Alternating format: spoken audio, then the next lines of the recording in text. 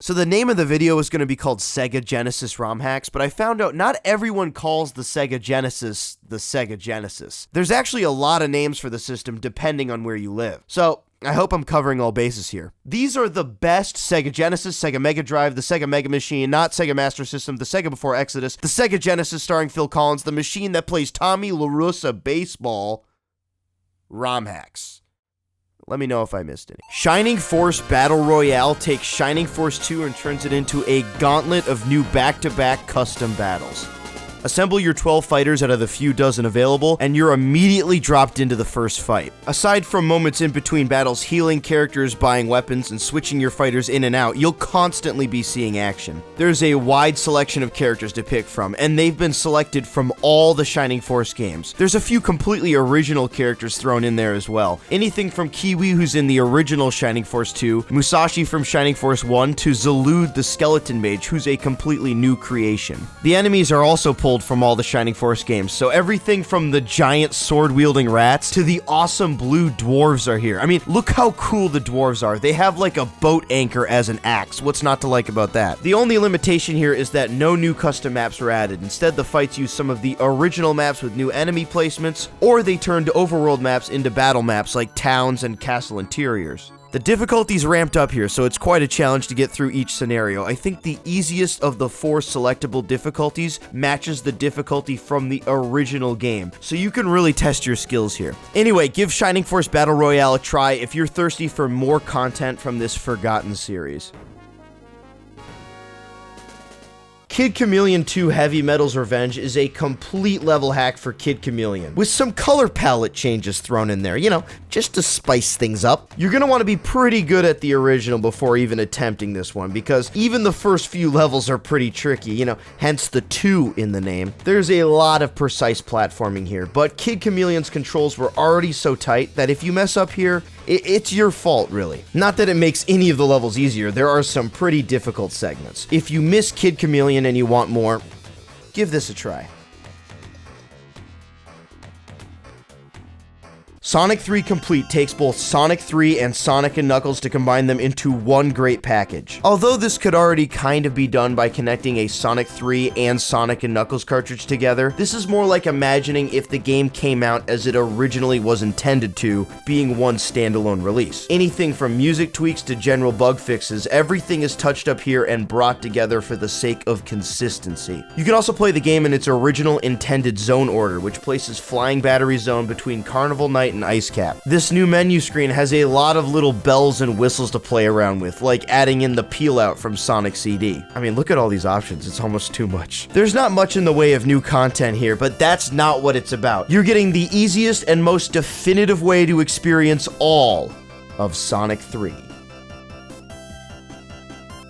For this spot, I just have a ton of character hacks for Streets of Rage 1 and 2 because I couldn't just pick one. Most of these don't do much beyond changing maybe 2 or 3 playable fighters, but it's just so fun seeing who you can play as. There's Simpsons, Street Fighter, even a Looney Tunes one that has like every character imaginable in it. You can play as Tweety Bird's grandma. What's her real name?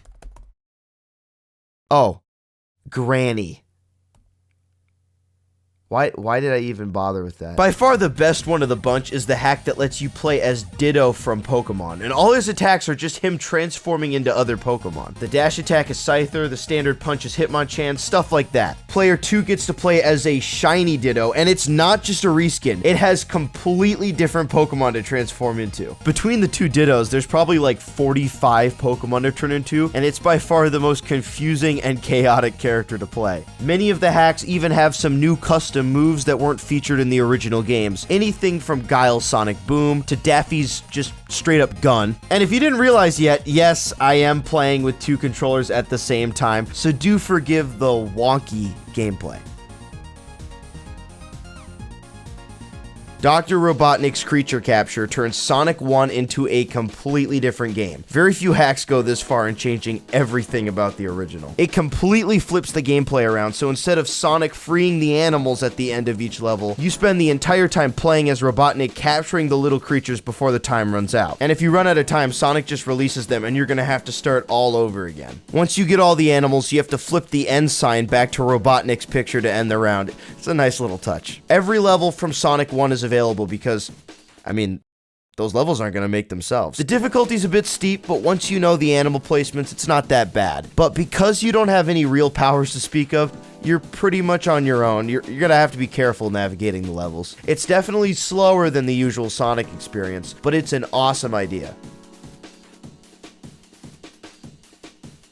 Mortal Kombat 2 Unlimited enhances Mortal Kombat 2 in a lot of significant ways. The biggest change here is the inclusion of all previously unplayable characters like Smoke and Noob Saibot. Even the 2 boss characters are playable here, but they don't have more than like 3 moves and they T-pose when they jump. Yeah, definitely a curiosity, but probably not meant to be played seriously, no. There's also a combo system and a run button included from Mortal Kombat 3 and 2 new game modes, Endurance and Practice mode, which helps give the Genesis version a more rounded out console experience. You can punch someone in the balls for hours on end, if you really want to. You sick bastard. Top it off with some stuff from the arcade version added back in, like the intro sequence and whatnot, and you have one of the best ports of Mortal Kombat 2.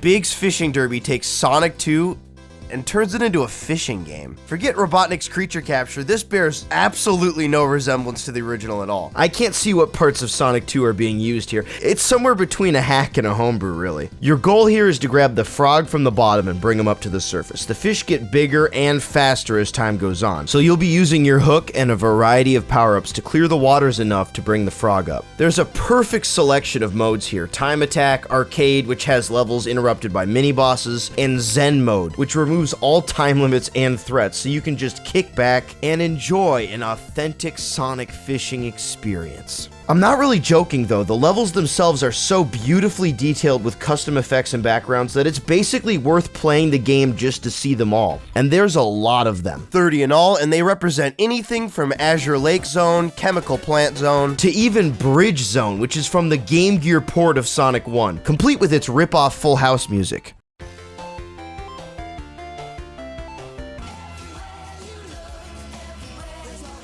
Throw in a multiplayer mode, and you have a very complete package of fishing action. I usually keep the last slot for the game I recommend the most, and that's no different here. Yes, the game I recommend the most is a fishing game based on one of the worst characters in the Sonic series. That alone should tell you how great this game is.